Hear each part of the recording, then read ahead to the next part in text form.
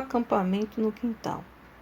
É, mamãe, acho que agora é a hora de nos despedirmos. Acho que sim, filha.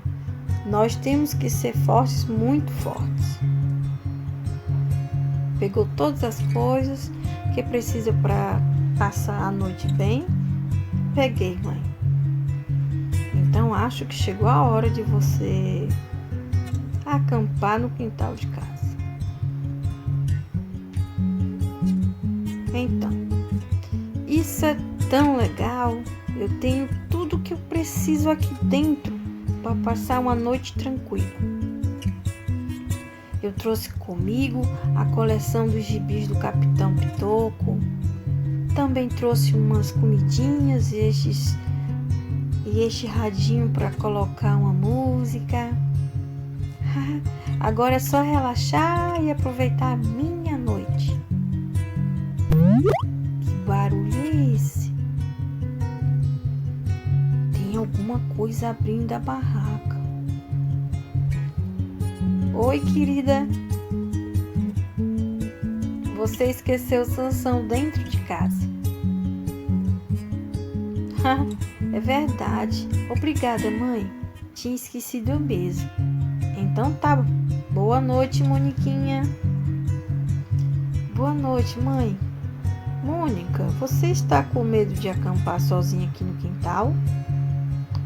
Não, mãe, claro que não. Então está bom. Boa noite, querida. Boa noite, mãe. Tá tudo bem, tudo bem. Foi só a minha mãe me trazendo o Sansão. Nada para me preocupar. Que isso?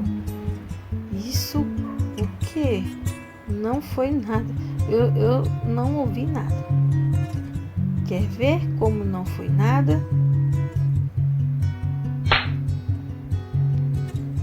Mãe, é você? Monicão, é você, garoto. Vem, entra aqui rápido. Aqui estamos seguros, meninos. Nada vai poder nos atrapalhar. Não se preocupem, foi só o vento. Não foi nada, só um pássaro mesmo. Eu não tenho ideia do que foi esse barulho. Mas espera só um pouco. Eu sou a Mônica, eu sou a dona da rua.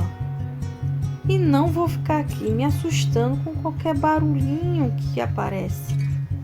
E a partir de agora, eu não terei medo de nada, né? Aí que foi isso?